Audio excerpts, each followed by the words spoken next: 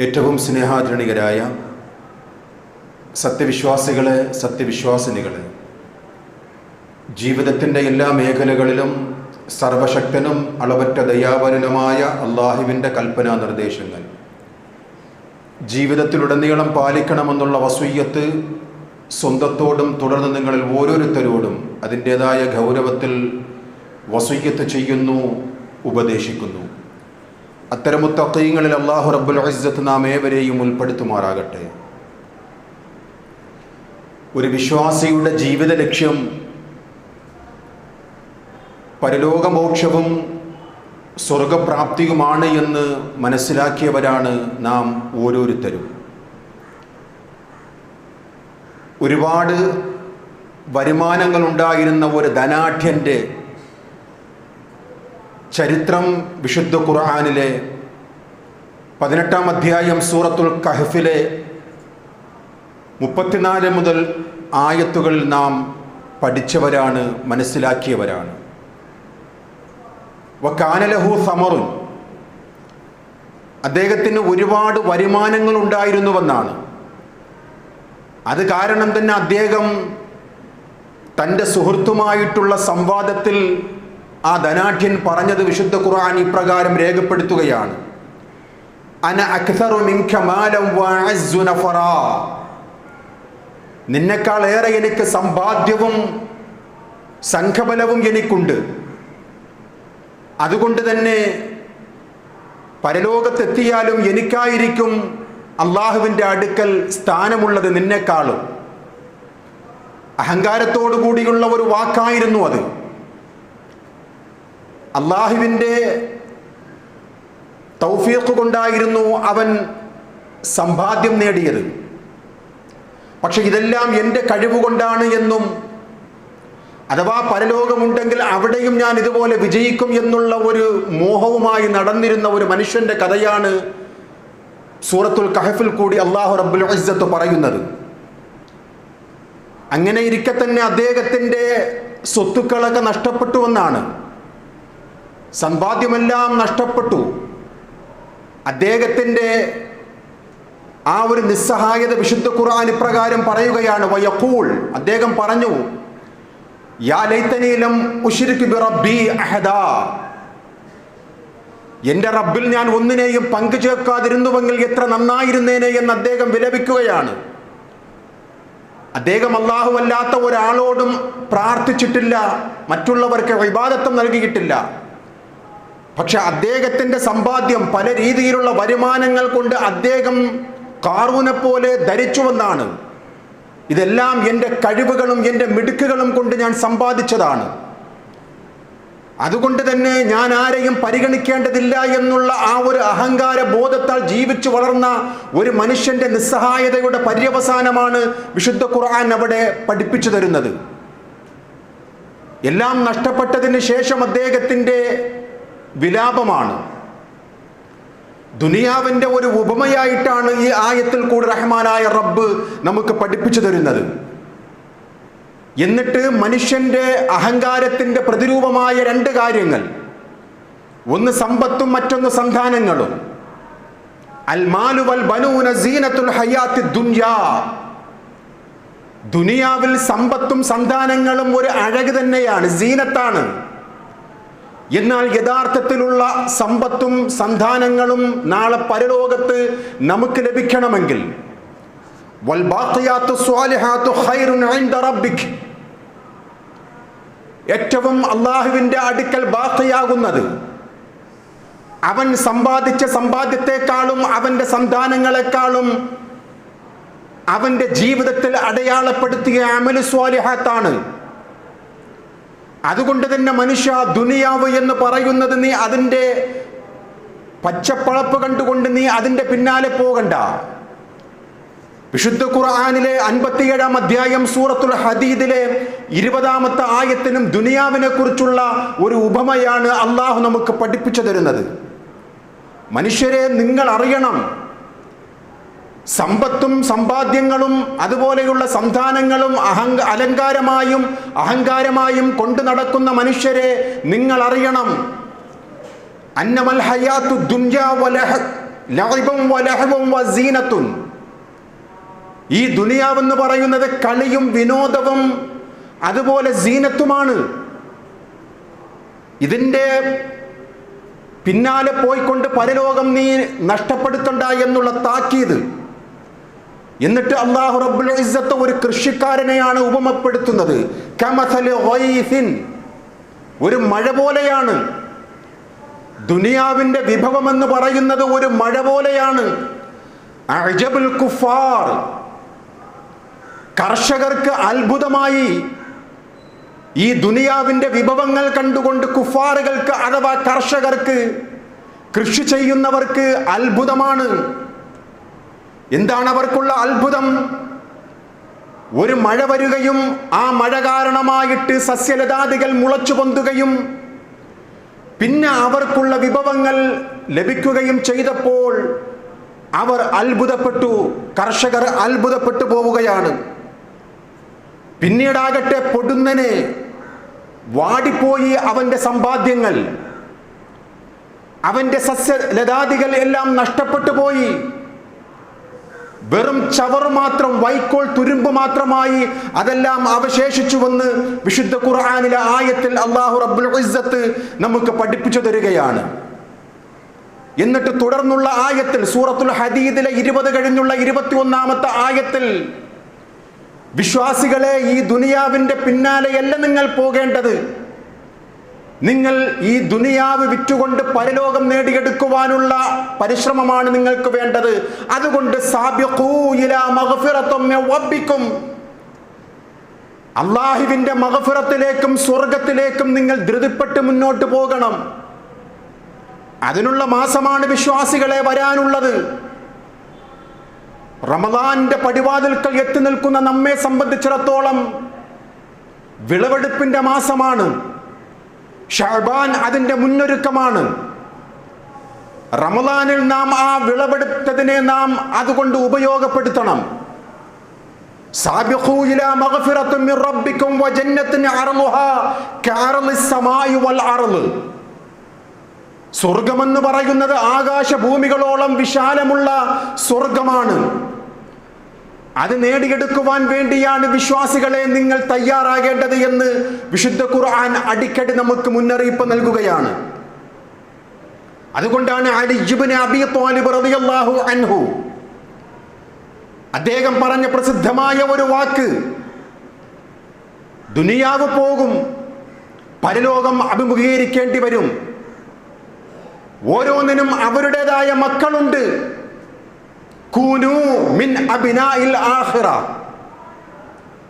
നിങ്ങൾ പരലോകത്തെ മക്കളാകണം.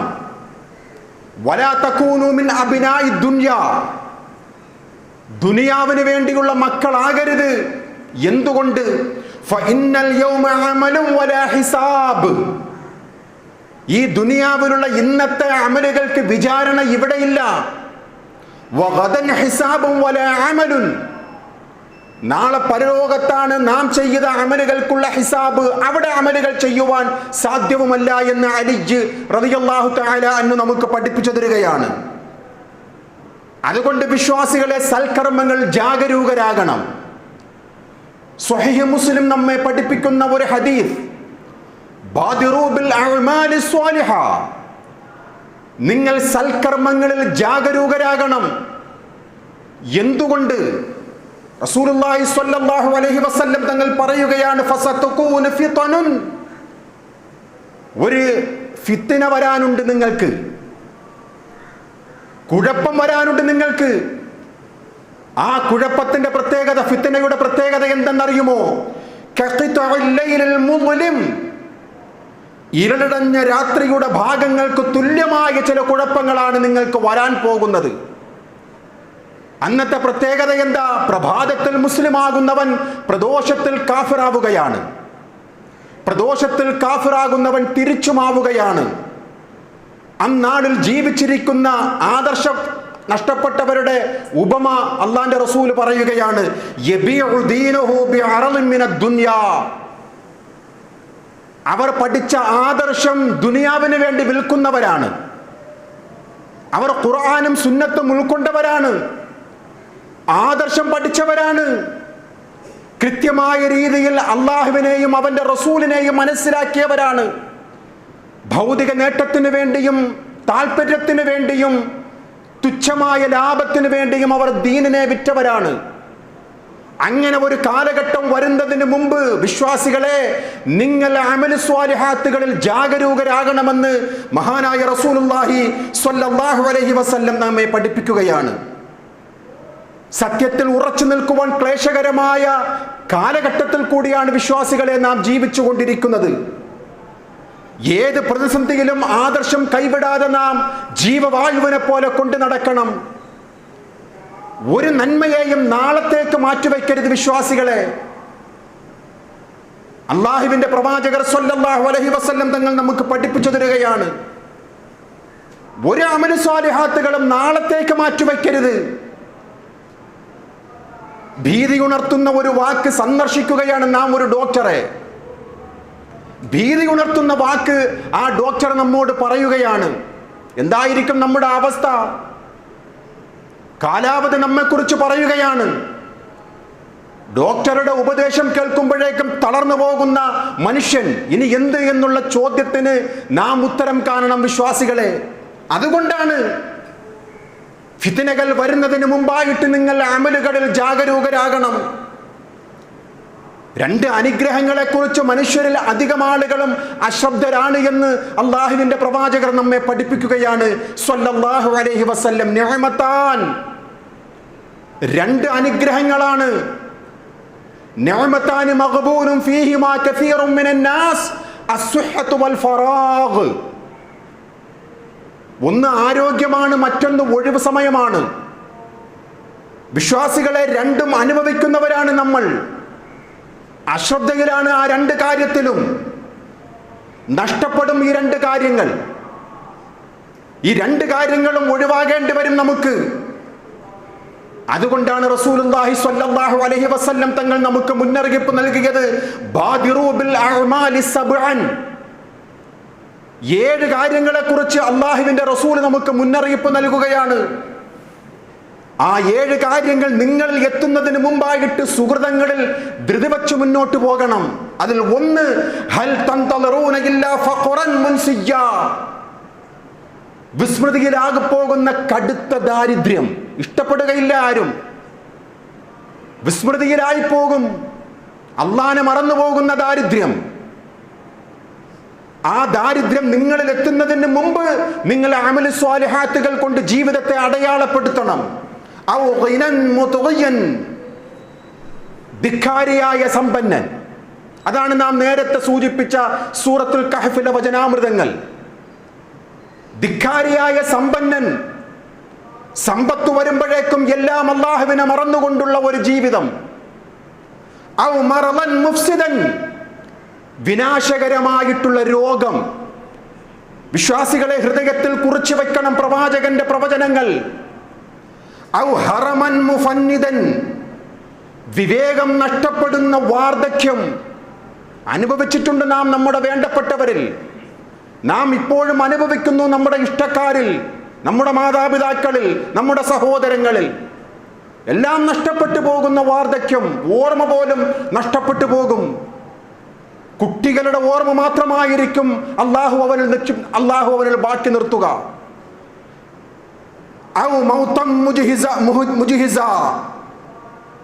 എല്ലാം നഷ്ടപ്പെടുത്തുന്ന മരണം, പിന്നെ ദജ്ജാലും ഖിയാമത്ത് നാളും. ഇതെല്ലാം വരുന്നതിന് മുമ്പായിട്ട് നിങ്ങൾ അമൽ സ്വാലിഹാത്തുകൾ കൊണ്ട് നിങ്ങളുടെ ജീവിതത്തെ നന്മകളിൽ അടയാളപ്പെടുത്തണം എന്ന് അള്ളാഹുവിന്റെ പ്രവാചകർ സ്വല്ലല്ലാഹു അലൈഹി വസല്ലം തങ്ങൾ നമുക്ക് പഠിപ്പിച്ചു തരികയാണ്.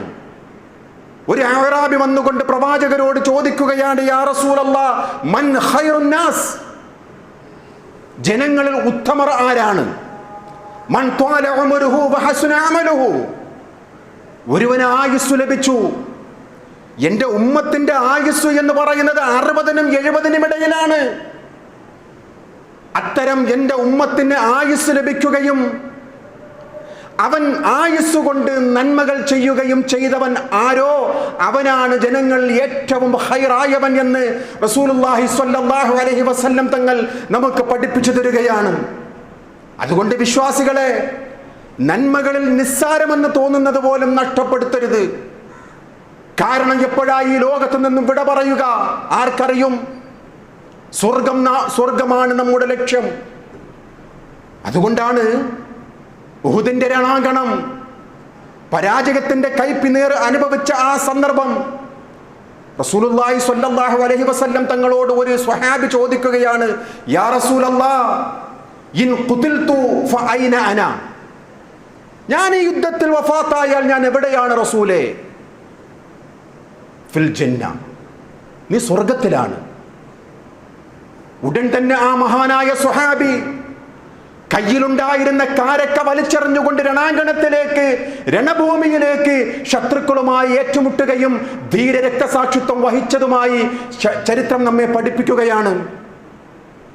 അതാണ് സഹോദരങ്ങളെ വിശ്വാസി.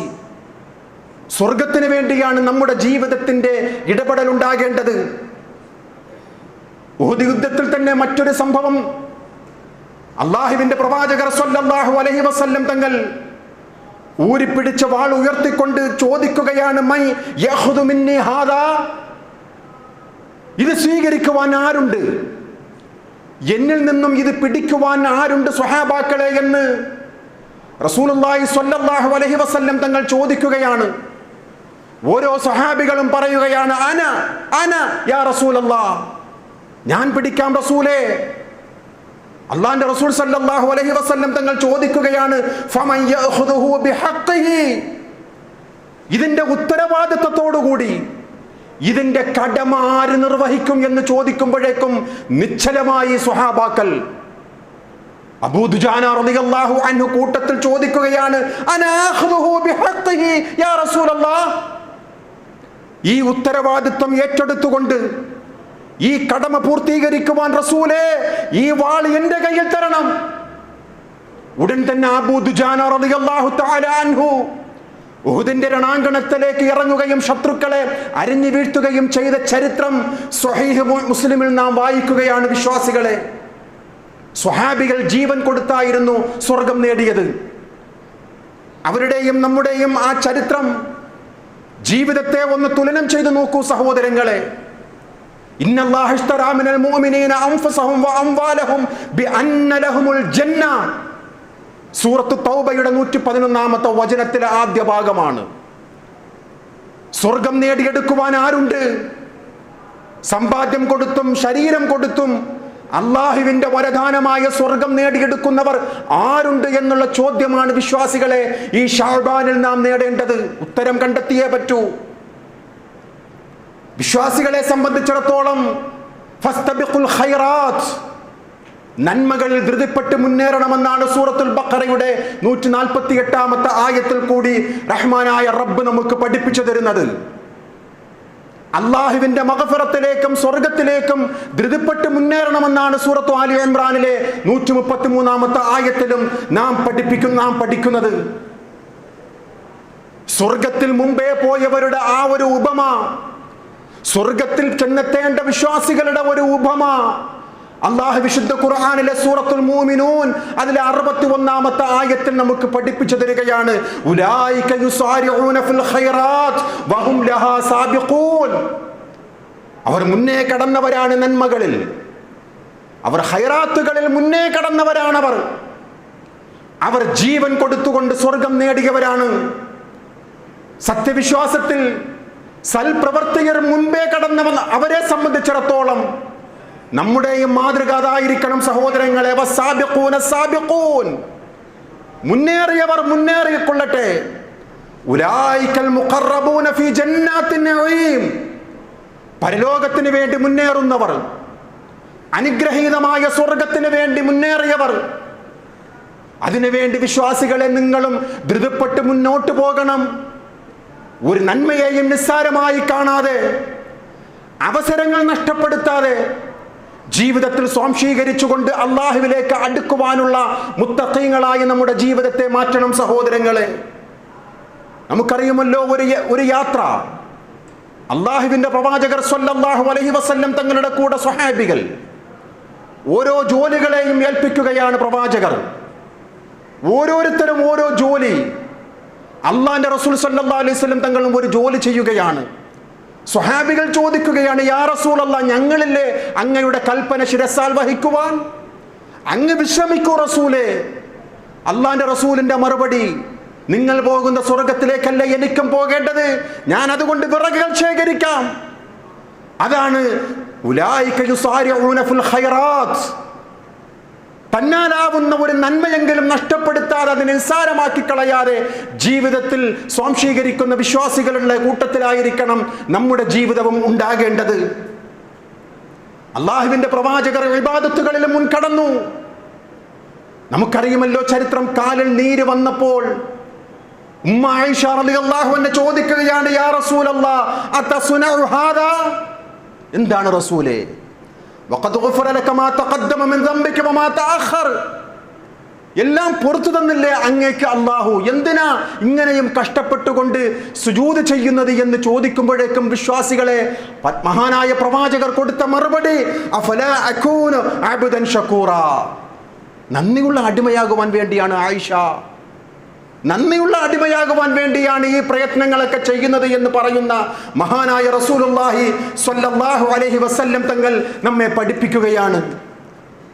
അമ്പിയാക്കന്മാരുടെ പൊതുവേ ഉള്ള ഒരു സ്വഭാവത്തെ സംബന്ധിച്ച് വിശുദ്ധ ഖുർആനിലെ 21-ാം അധ്യായം സൂറത്തുൽ അംബിയ അതിലെ 90-ാമത്തെ വചനത്തിൽ റഹ്മാനായ റബ്ബ് നമുക്ക് പഠിപ്പിച്ചു തരികയാണ്, ഇന്നഹും കാനൂ യുസാരിഊന ഫിൽ ഖൈറാത്ത്. ആ അമ്പിയാക്കന്മാർ, ഉലുൽ അസ്മുകളും അല്ലാത്ത പ്രവാചകന്മാരും ഉൾക്കൊള്ളുന്ന 1,00,000-ൽ പരം പ്രവാചകന്മാരുടെ സ്വഭാവത്തെ സംബന്ധിച്ച ഈ ആയത്തിൽ അല്ലാഹു റബ്ബുൽ ഇസ്സത്ത് വരച്ചു കാണിക്കുന്നത് അവർ നന്മകളിൽ ധൃതിപ്പെട്ട് മുന്നോട്ട് പോകുന്നവരായിരുന്നു. നാളേക്ക് ഒരു നന്മ മാറ്റിവെക്കുമായിരുന്നില്ല. 60 കഴിയട്ടെ ഹജ്ജ് ചെയ്യുവാൻ, മകളുടെ കല്യാണം കഴിയട്ടെ, ഇന്നൊരു ബാധ്യത കൂടെ നീ തീരട്ടെ ഉംറ ചെയ്യുവാൻ, അങ്ങനെ ഒരു ധാരണ ആയിരുന്നില്ല അവർ. നന്മയെന്ന് കാണുന്ന, ഖൈറാത്തുകൾ എന്ന് ബോധ്യമാകുന്നവർ ധൃതിപ്പെട്ട് മുന്നോട്ട് പോകുന്നവരായിരുന്നു അമ്പിയാക്കന്മാർ. വയദഊനനാ റഗബൻ വറഹബാ. അവർ ആശിച്ചുകൊണ്ടും പേടിച്ചുകൊണ്ടും റബ്ബിനോട് ദുആ ചെയ്യുന്നവർ. വകാനൂ ലനാ ഖാശിഈൻ. അവർ അല്ലാഹുവിൽ കീഴ്പ്പെടുന്നവരായിരുന്നു. അവർ ഭയപ്പെട്ടുകൊണ്ടായിരുന്നു അള്ളാഹുവിനോട് ദുആ ചെയ്യുകയും ഇബാദത്തുകളിൽ മുന്നേറുകയും ചെയ്യുന്നവർ എന്ന് വിശുദ്ധ ഖുർആനിൽ കൂടി റഹ്മാനായ റബ്ബ് നമുക്ക് പഠിപ്പിച്ചു തരികയായിരുന്നു. അങ്ങനെയായിരുന്നു വിശ്വാസികളെ അമ്പിയാക്കന്മാരുടെ മാതൃക ഉൾക്കൊണ്ട മഹാന്മാരായ സ്വഹാബാക്കൾ. നമുക്കറിയുമല്ലോ ചരിത്രം. വിശ്വാസികളെ, അബൂബക്കറിനെ ഈ കാര്യത്തിലെങ്കിലും എനിക്ക് തോൽപ്പിച്ചേ മതിയാകൂ എന്ന് ശഠിച്ച മഹാനായ ഉമർ ഇബ്നുൽ ഖത്താബ് റളിയല്ലാഹു അൻഹുവിന്റെ ചരിത്രം നാം പലവരും കേട്ടതാണ്. യുദ്ധഫണ്ടിലേക്ക് പ്രവാചകൻ സ്വരൂപിക്കുകയാണ് സമ്പത്തിനെ. ഓരോ സഹാബികളും അവരാൽ കഴിയുന്ന സമ്പത്തുകൾ കൊണ്ട് നിക്ഷേപിക്കുകയാണ് പ്രവാചകന്റെ സവിധത്തിൽ. ഉമർ റളിയല്ലാഹു തആല അൻഹു പറയുകയാണ്, ഇതിൽ അബൂബക്കറിനെ തോൽപ്പിക്കണം. അതുകൊണ്ട് മഹാനായ ഉമർ ഇബ്നുൽ ഖത്താബ് റളിയല്ലാഹു അൻഹു സമ്പാദ്യത്തിൽ നിന്നും പകുതിയും കൊണ്ട് കൊടുത്തുവെന്നാണ് ഫീ സബീലില്ലാഹ്, അള്ളാന്റെ മാർഗത്തിലേക്ക്. ഇതിൽ ഞാൻ ജയിച്ചേ പറ്റൂ, ഇതിൽ അബൂബക്കറിനെ തോൽപ്പിച്ചേ പറ്റൂ. ശേഷം അബൂബക്കറിന്റെ ഊഴമാണ്. അള്ളാന്റെ റസൂൽ സല്ലല്ലാഹു അലൈഹി വസല്ലമയുടെ സബിതത്തിൽ വന്നുകൊണ്ട് അബൂബക്കർ സിദ്ദീഖ് റളിയല്ലാഹു അൻഹു പറയുകയാണ്, യാ റസൂലല്ലാഹ്, എന്റെതെല്ലാം അങ്ങയുടെ ആഹ്വാനപ്രകാരം ഇതാ അങ്ങയുടെ അടുക്കൽ കൊണ്ട് എത്തിച്ചിരിക്കുകയാണ്. ജീവിതത്തിൽ നിനക്ക് എന്താ ബാക്കിയുള്ളത്? അല്ലാഹുവേ, അല്ലാഹുവും അല്ലാഹുവിന്റെ റസൂലും. തോൽപ്പിക്കുവാൻ സാധിച്ചില്ല. അതുകൊണ്ടാണ് ചരിത്രത്തിൽ യുദ്ധത്തിന്റെ ഗനീമത്ത് മുതൽ കിട്ടിയ ഒരു സാഹചര്യത്തിൽ അല്ലാഹുവിന്റെ പ്രവാചകർ സ്വല്ലല്ലാഹു അലൈഹി വസല്ലം തങ്ങൾ സ്വഹാബികൾക്കെല്ലാം വിഹിതം വെച്ചു കൊടുക്കുകയാണ്. ദീനിന്റെ മാർഗത്തിൽ സ്വഹാബികളെല്ലാം കൊടുത്തതിന് പകരമായിട്ട് വീതം വെച്ച് കൊടുക്കുന്ന സമയത്ത് പൊന്നാര റസൂലുള്ളാഹി സ്വല്ലല്ലാഹു അലൈഹി വസല്ലം തങ്ങൾ പറയുകയാണ്, അബൂബക്കറിന് പറ്റൂല, അബൂബക്കറിന് തരാൻ പറ്റൂല. അബൂബക്കർ സമ്പാദിച്ചതിൽ നിന്നും ദുനിയാവിലുള്ളതെല്ലാം എനിക്ക് തന്നു, അതിന് പകരം സ്വർഗമാണ്. ഗനീമത്ത് മുതൽ കൊണ്ടെന്നും അബൂബക്കറിനെ തൃപ്തിപ്പെടുത്തുവാൻ ഞാൻ അശക്തനാണ് എന്ന് പറയുന്ന റസൂലുള്ളാഹി സ്വല്ലല്ലാഹു അലൈഹി വസല്ലം എങ്ങനെയാ നേടിയെടുത്ത സഹോദരങ്ങളെ? ജീവിതം മുച്ചൂടും നന്മയിലായിരുന്നു. മൻ അസ്ബഹ മിൻകുമുൽ യൗമ ജനാസ. ആരാ ഇന്ന് മൻ അസ്ബഹ മിൻകുമുൽ യൗമ സ്വായിമ, ആരാ ഇന്ന് നോമ്പ്? ആരാണിന്ന് ജനാസയെ അനുധാവനം ചെയ്തവൻ? ആരാണ് പാവങ്ങൾക്ക് അന്നം കൊടുത്തത്? ആരാണ് നന്മകളിൽ മുന്നേറിയവൻ? സ്വഹാബികളിൽ ഒരാൾ മാത്രം അന യാ റസൂലല്ലാഹ്. അതായിരുന്നു അബൂബക്കർ സിദ്ദീഖ് റളിയല്ലാഹു അൻഹു. ഒരു ദിവസം രോഗിയെ സന്ദർശിച്ചു, ജനാസയെ അനുധാവനം ചെയ്തു, അതുപോലെ തന്നെ നോമ്പുകാരനായി പാവപ്പെട്ടവനെ സഹായിച്ചു. എല്ലാറ്റിനും ഒരേ ഒരു ഉത്തരം, അബൂബക്കർ അബൂബക്കർ അബൂബക്കർ. മജ്തമഅന ഫിംറിഇൻ ഇല്ലാ ദഖലൽ ജന്ന. ഇത് ആരിലാണോ സമ്മേളിക്കുന്നത് സ്വർഗമല്ലാതെ മറ്റൊന്നുമില്ല എന്ന് റസൂലുള്ളാഹി സ്വല്ലല്ലാഹു അലൈഹി വസല്ലം തങ്ങൾ നമുക്ക് പഠിപ്പിച്ചു തരികയാണ്. അള്ളാഹുവിന്റെ പ്രവാചകരുടെ സ്വഹാബികൾ അങ്ങനെയായിരുന്നു അവർ സ്വർഗം നേടിയെടുത്തത്. വിശ്വാസികളെ, നന്മകളിൽ ഒന്നിനെയും അവർ നിസ്സാരമായി കണ്ടില്ല. ലാ തഹഖറന്ന മിനൽ മഅറൂഫി ശൈആ, നന്മകളിൽ ഒന്നിനെയും നിങ്ങൾ അവഗണിക്കരുത്. വലൗ അൻ തൽഖ അഖാക ബിവജ്ഹിൻ തൽഖ്, സഹോദരന്റെ മുഖത്ത് നോക്കി ഒന്ന് പ്രസന്നതയോടുകൂടി നോക്കുന്നത് പോലും സ്വതക്ക എന്ന് പഠിപ്പിച്ച റസൂലുള്ളാഹി സ്വല്ലല്ലാഹു അലൈഹി വസല്ലം, അതുപോലും നിങ്ങൾ അവഗണിക്കരുത്. നിങ്ങൾ നന്ദിയോടുകൂടിയും അള്ളാഹുവിൻ്റെ ഇഷ്ടം പ്രതീക്ഷിച്ചുകൊണ്ട് നിങ്ങൾ ആ നന്മകളിൽ മുന്നേറണമെന്ന് റസൂലുള്ളാഹി സ്വല്ലല്ലാഹു അലൈഹി വസല്ലം. അവരങ്ങനെയായിരുന്നു സ്വഹാബികൾ. ദീനിന് വേണ്ടി അവർ മത്സരിച്ചുവെന്നാണ്, സ്വർഗത്തിന് വേണ്ടി അവർ മത്സരിച്ചുവെന്നാണ്. അങ്ങനെയായിരുന്നു അവർ. റളിയല്ലാഹു അൻഹും വറളു അൻ, അള്ളാഹു അവരെ തൃപ്തിപ്പെട്ടത്, അവർ അള്ളാഹുവിനെയും തൃപ്തിപ്പെട്ടത്. നമ്മുടെ അവസ്ഥ എന്താണ് സഹോദരങ്ങളെ? വഅലുകൾക്ക് വല്ല പഞ്ഞവുമുണ്ടോ? നമുക്ക് ഉത്ബോധനങ്ങൾക്ക് എന്തെങ്കിലും ക്ഷാമമുണ്ടോ? പ്രഭാഷണങ്ങൾക്ക് എന്തെങ്കിലും കുറവുണ്ടോ? കൈകളിലിരിക്കുന്ന സോഷ്യൽ മീഡിയകളിൽ കൂടി എന്തെല്ലാം വഅലുകൾ കേൾക്കുന്നു, ആരുടെയൊക്കെ പ്രഭാഷണങ്ങൾ കേൾക്കുന്നു. സാധ്യമാകുന്നുണ്ടോ നമുക്ക്? ആഴ്ചയിൽ ഒരു ദിവസത്തെ വെള്ളിയാഴ്ച പോലും ആ സമയത്തിന് നമുക്ക് പങ്കെടുക്കുവാൻ സാധ്യമാകുന്നുണ്ടോ? ഇത് സ്വന്തത്തോടുള്ള ഒരു വിമർശനമാണ്. നന്മകളിൽ മുന്നേറുന്നവരായിരുന്നു അവർ. മാതൃകയാക്കേണ്ട വിശ്വാസികളെ, പരിശുദ്ധമായ ജുമുഅ ദിവസത്തിൽ പോലും ഖതീബ് ഒന്ന് എണീറ്റ് സലാം പറയുന്നതിന് മുമ്പ് മസ്ജിദുകളിൽ വന്നുകൊണ്ട് സാന്നിധ്യം അറിയിക്കുവാൻ നമ്മെക്കൊണ്ട് സാധ്യമല്ല എങ്കിൽ കാപഢ്യം നമ്മുടെ വിശ്വാസത്തിൽ എവിടെയോ ഒളിഞ്ഞു കിടപ്പുണ്ട്. വിശ്വാസികളെ, ഒരു സഹോദരൻ എന്ന് വന്നുകൊണ്ട് ചോദിക്കുകയാണ്, ഇവിടെയുണ്ട് ആ സഹോദരൻ, ഇന്ന് ജുമുഅയില്ലേ? വിളിക്കുന്നത് 12:35 അതേ ജുമുഅയുണ്ട്, ആരെയും കാണാനില്ലല്ലോ പള്ളിയിൽ. ഞാൻ 12:45 ഖുതുബ തുടങ്ങുക. നോക്കണം സഹോദരങ്ങളെ, നമ്മുടെയൊക്കെ പിതാക്കന്മാർ പള്ളികളിൽ പോയതിന് നാം സാക്ഷിയാണ്. എന്തെല്ലാം ഖുറാഫാത്തുകൾ അവർക്കുണ്ട് എങ്കിലും അവർ മസ്ജിദുകളിൽ, പ്രത്യേകിച്ച് വെള്ളിയാഴ്ചകളിൽ പള്ളികളിൽ പോകുന്നത് ഒരുപക്ഷെ ആദ്യം നമ്മുടെ പിതാക്കന്മാരായിരുന്നു. അല്ലേ സഹോദരങ്ങളെ? ഇല്ലെന്ന് പറയാൻ പറ്റുമോ? ഇപ്പോഴൊക്കെ നമുക്ക് വല്ലാത്ത മുവഹിദുകളായി, നമ്മൾ തൗഹീദിന്റെ കണ്ടകോടാലിയായി സ്വർഗം ഉറപ്പിച്ചിരിക്കുകയാണ്. നമ്മൾ ഓരോരുത്തരും സ്വർഗത്തിന്റെ ടിക്കറ്റ് വാങ്ങി നാം തയ്യാറെടുത്തിരിക്കുകയാണ്. നമുക്ക് സ്വർഗം ഉറപ്പ് എന്നുള്ള ആ ഒരു മോഹത്താൽ ആ മത്സരത്തിൽ മുന്നേറുവാൻ നമുക്ക് സാധ്യമാണോ സഹോദരങ്ങളെ? ജമാഅത്ത് നമസ്കാരത്തിൽ ഒന്നാമത്തെ സഫിൽ പോലും സാധ്യമായിരുന്നിട്ടും നമുക്ക് നഷ്ടപ്പെടുത്തുന്ന എത്രയോ സഹോദരങ്ങൾ. താബിഈ പണ്ഡിതനായ സഈദ് ഇബ്നുൽ മുസയ്യിബ് റളിയല്ലാഹു തആല അൻഹുവിന്റെ ചരിത്രം പറയുകയാണ്. അദ്ദേഹം പറയുന്നു, 40 വർഷം, 4 പതിറ്റാണ്ട് ഇമാമത്തിന്റെ കൂടെയായിരുന്നു 5 നേരവും നമസ്കരിച്ചിരുന്നത്. സുബ്ഹാനല്ലാഹ്. സ്വഹാബികളിൽ കണ്ട പ്രമുഖനായ താബിഈ പണ്ഡിതനായ സഈദ് ഇബ്നുൽ മുസയ്യിബ് റളിയല്ലാഹു അൻഹു പറയുകയാണ്, 40 വർഷം ഞാൻ ഇമാമിനോടൊപ്പമായിരുന്നു ഓരോ ജമാഅത്തിലും പങ്കെടുത്തത്. എന്നിട്ട് അദ്ദേഹം പറയുകയാണ്, ഈ 40 വർഷവും എൻ്റെ മുമ്പിലുണ്ടായിരുന്ന ഒരാളുടെയും ചുമലുകൾ ഞാൻ കണ്ടിട്ടില്ല. എന്തേ കാരണം? ഒന്നാമത്തെ സഫിൽ സഈദ് ഇബ്നുൽ മുസയ്യിബ് റളിയല്ലാഹു അൻഹു ആണ്. അപ്പം നമ്മളൊക്കെ പറയും, അദ്ദേഹത്തിന് വേറെ ജോലിയൊന്നുമില്ല, അദ്ദേഹത്തിന് പള്ളിയും വീടുമായിരുന്നു. ആരാണ് സഈദ് ഇബ്നുൽ മുസയ്യിബ് റളിയല്ലാഹു അൻഹു എന്നറിയുമോ സഹോദരങ്ങളെ? വലിയൊരു കച്ചവടക്കാരനായിരുന്നു, അന്നാട്ടിലെ വലിയൊരു വ്യാപാരിയായിരുന്നു. അദ്ദേഹത്തിൻ്റെ ഈ ചരിത്രമാണ് ഈ പറയുന്നത്. 40 വർഷം ഇമാം ജമാഅത്തോടുകൂടി എൻ്റെ മുമ്പിലുള്ള ഒരാളുടെയും ചുമലുകൾ പോലും ഞാൻ കണ്ടിട്ടില്ല. കാരണം ഒന്നാമത്തെ സഫിൽ ഞാൻ മൗജൂദാണ്. നമ്മുടെയൊക്കെ അവസ്ഥ എന്താണ് സഹോദരങ്ങളെ? ചെറിയൊരു കച്ചവടത്തിൽ അള്ളാഹുവിൻ്റെ നിഅമത്ത് കിട്ടിയാൽ പിന്നെ ജമാഅത്തിൽ പങ്കെടുക്കുവാനായിട്ട് എന്തൊരു കാരണമാണ് നമ്മൾ കണ്ടെത്തുന്നത്?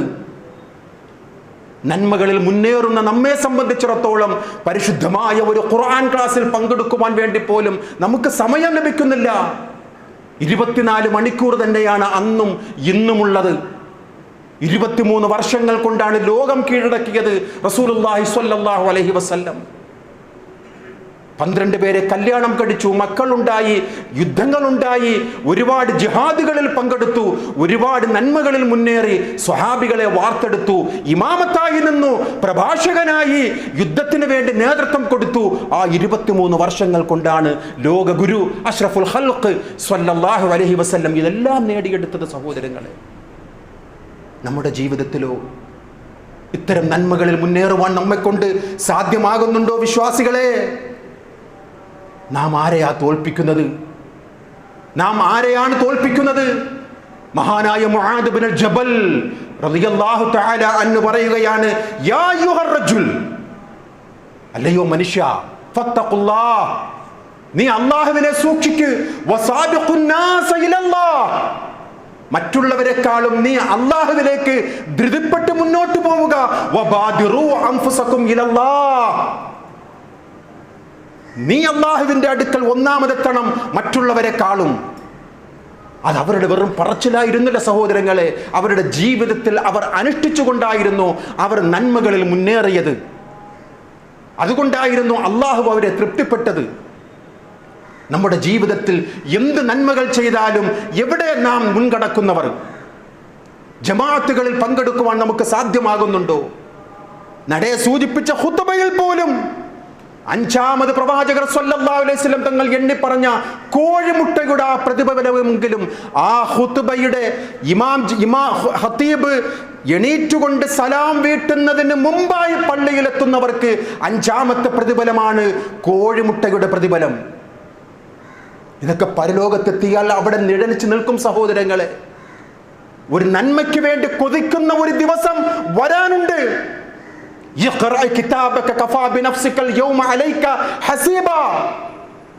വായിക്കടോ, ദ്വിഭാഷയില്ലാതെ ആരുടെയും സഹായമില്ലാതെ വായിക്കുക എന്ന് പറയുന്ന ആ ഗ്രന്ഥത്തിൽ ഇതൊക്കെ രേഖപ്പെടുത്തിയിട്ടുണ്ടാകും.